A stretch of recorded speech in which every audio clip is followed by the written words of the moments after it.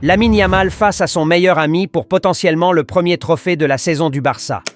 Beaucoup de choses peuvent se passer en 2 matchs, on espère juste que tout ira à notre avantage, mais faut aussi aller les chercher ces victoires. Trophée mineur ou pas, la Supercoupe d'Espagne se joue juste en 2 matchs, et c'est d'abord une opportunité d'éviter une saison blanche et par la même occasion, rembourrer les caisses avec un peu de liquidité. Vu l'état actuel des caisses du Barça, une telle opportunité ne peut pas se refuser. Surtout avec un probable classico en finale, la motivation devra être au comble pour les joueurs, la direction et que dire de nous les fans, tant catalans que méringués, une occasion de plus d'humilier ou du moins battre le rival de tous les temps ne se refuse pas. Un classico, la rencontre la plus suivie sur toute la planète foot, pourrait bien tenir ce dimanche, mais pour ça, faut d'abord aller chercher le ticket de cette finale et où? À Jeddah, en Arabie Saoudite, terrain neutre, face à l'actuel 4e de la Liga juste derrière le Barça, l'Atlético Bilbao. Et oui, dites-vous qu'actuellement le Barça, qui était entre-temps premier de la Liga, avec provisoirement 9 points d'écart du Real Madrid, est actuellement derrière ces derniers, avec 5 points d'écart, et ce classement pourrait encore bouger avec l'Atlético Madrid actuel 2e, mais qui pourrait passer en tête de la Liga en gagnant son match en retard. Cette Liga sera une course-poursuite digne d'un nouvel épisode de Fast and Furious de Dominic Torrento. Mais nous n'en sommes pas encore là. Chaque chose en son temps. Pour le moment, nous avons une Supercoupe à aller chercher en 2 matchs. Un déplacement à Jeddah ce mercredi soir face aux frères Williams. Salut les Blaugrana, j'espère que vous allez tous bien. Bienvenue sur cette nouvelle vidéo avant-match du demi-finale de la Supercoupe d'Espagne face à l'Atlético Bilbao. On met le like et l'abonnement. Sans plus tarder, let's go!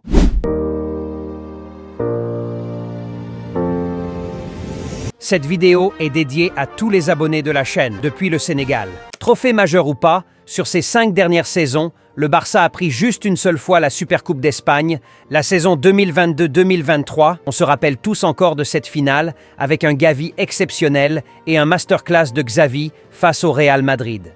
Mais ils nous auront bien rendu la gifle l'année dernière, lors de la même compétition, avec 4 buts encaissés par le Barça et un seul marqué. Ils nous auront marché dessus avant de s'approprier le trophée. Et juste pour ça, la motivation devra être au comble ce mercredi pour aller chercher le ticket de ce probable classico, histoire de retourner la gifle aux meringués. Juste pour vous faire comprendre que derrière les enjeux économiques de cette compétition se cache une réputation à laver et à préserver. Et j'ai plus besoin de vous rappeler la psychologie d'Hansi Flick par rapport à tout cela. Ces genres de situations, c'est tout ce qu'il demande. Surtout qu'il aura probablement Lamine Yamal disponible pour cette rencontre, l'Atlético Bilbao a des armes pour rivaliser, mais nous en avons pour les battre.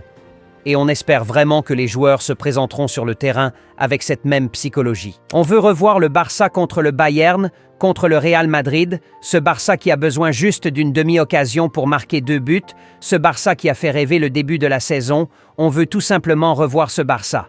Si ces dernières performances clairement en dessous étaient dues à un problème de motivation, là, juste la possibilité d'aller croiser le Real Madrid devant dépasse largement toute source de motivation.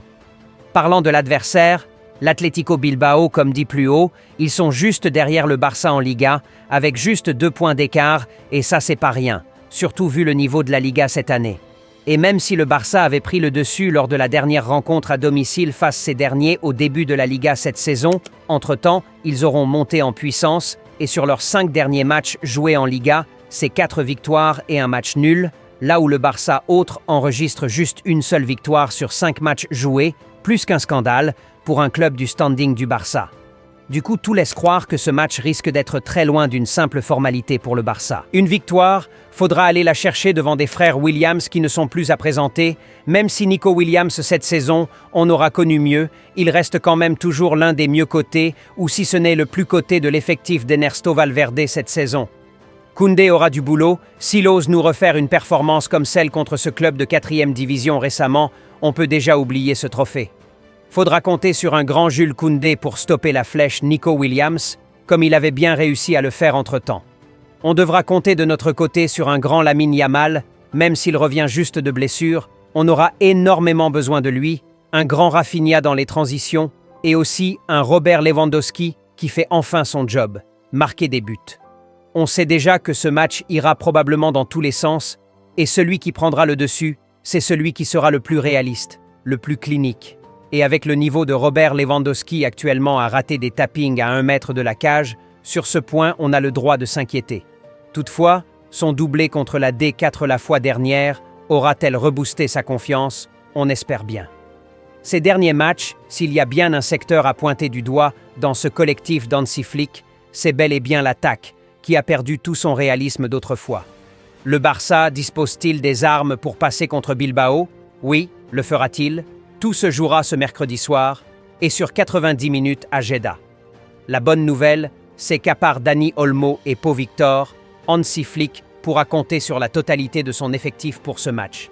Surtout avec le retour d'Araujo en défense centrale, on verra bien ce que fera Flick à ce sujet. Même si je pense qu'il devra plutôt mettre son 11 type depuis le début de saison pour mettre toutes les chances du côté du Barça. Ceci nous amène à ma formation idéale pour ce match.